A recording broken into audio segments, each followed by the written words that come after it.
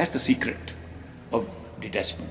You can not have detachment by practicing detachment, but you can achieve detachment by attaching to something more attractive, more attachable. So the perfect living master says that if we want you to draw your attention within, get attached to something within. If you can get more attached to something within, you don't have to look at each thorn separately. The things will be pulled out smoothly, like a hair being pulled out of a butter. That's the example they give. They're so smooth, you don't even know the butter hasn't moved, the hair is just pulled out like that. Similarly, your attachment to the world will be pulled out when your attachment within is so strong. But what do we attach ourselves? We close our eyes, there's darkness there. How can we attach ourselves to darkness? Therefore they say, all right, in the meditational technique itself, in the simple methodology of discovering who you are, the simple methodology of bringing your attention back within yourself, in the head, behind the eyes, we'll give you a little method. That we will manifest our own form, the Master's form. We'll manifest that form in a very attractive way, radiating, so that it will be so attractive that you will say, I don't want to see anything else, it's so beautiful. While you are practicing the contemplation of the radiant form inside your head in meditation, you will also experience a growth of your love and devotion for that form. And the love and devotion for that form will take you much faster on the spiritual path because of two reasons. One, your attachments are being now transferred from outward things to the more attractive being inside you, which you love more than anything else. And also because when you have the experience of love and devotion, that comes from the soul itself and not from the mind, and not from the senses, and not from this body. Therefore, there are two pulls helping you to go within through the contemplation of the radiant form of the Master within yourself. But Master, I close my eyes, I don't see any radiant form, I don't see any form at all, I only see darkness. Well, you have to have a little practice, and for that we'll give you an aid that you already have. Use the power of imagination to start with. Use the power of imagination. Imagine you are seeing the Master inside. It won't be a radiant form, but at least it will be a form. And because the form is there, and if the other experiences of your life, the coincidences of your life are creating love and devotion for the Master, that form will become more and more real. Ultimately, when you're able to concentrate your attention, you'll see the radiant form even better than the form that you formed in your imagination. There's a way. Start by pretending you are seeing the Master. And you will see the Master one day. Master, what about love and devotion? Can we practice that? Sure. Pretend you are in love and devotion. Swamiji says in one of his poems, Jhoti sachi kar bhakti. That be not necessary to have real devotion. Have false devotion. Pretend you are devoted. Pretend that you are in love and devotion to the Master. And one day it will become real love and devotion. So these hints have been given by these Masters to help us overcome our attachments that are stopping us from going within and finding the truth. Arrangement has been made so beautifully that if we just follow simple directions of the human being who has come as a perfect living Master in our life, and follow simple directions which can be understood by human mind, can be understood by simple ordinary intellect, does not require too much study. An illiterate person can understand it. A child of 5-6 years old can understand. Old man of 100 years can understand. And everybody in between, of every gender, of every nationality, every culture can understand it. It's such simple steps to understand the process of meditation. If you follow that, you will see things, experience things which are beyond understanding. You will see things and experience that you will not be able to explain to anybody else.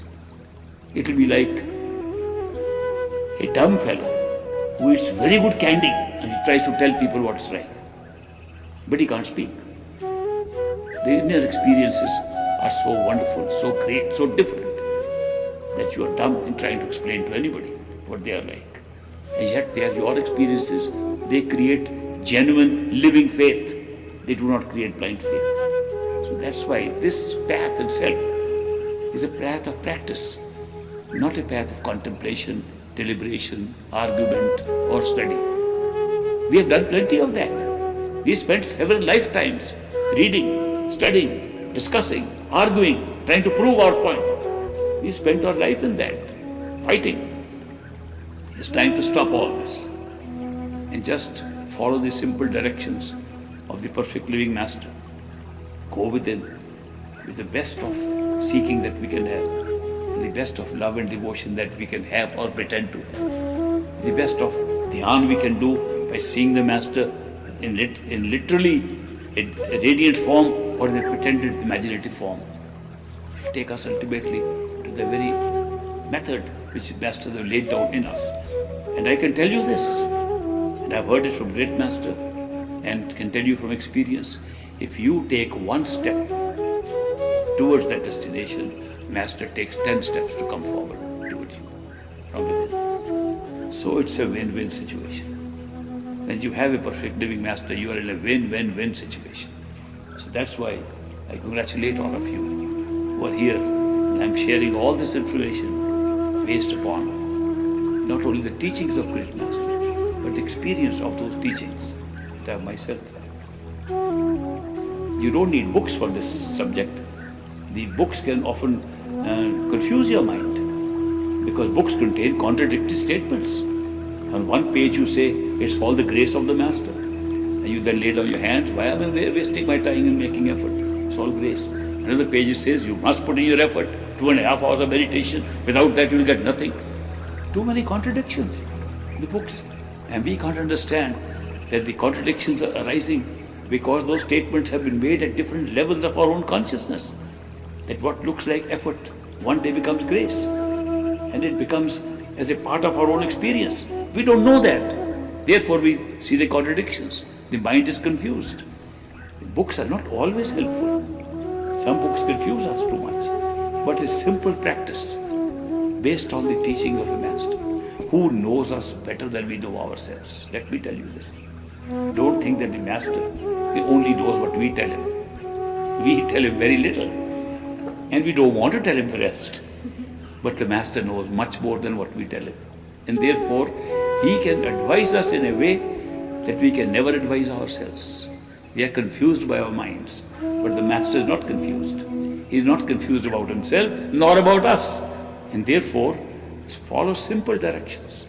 If you have a problem, go to him, ask him. If you have a question, get the answer from him.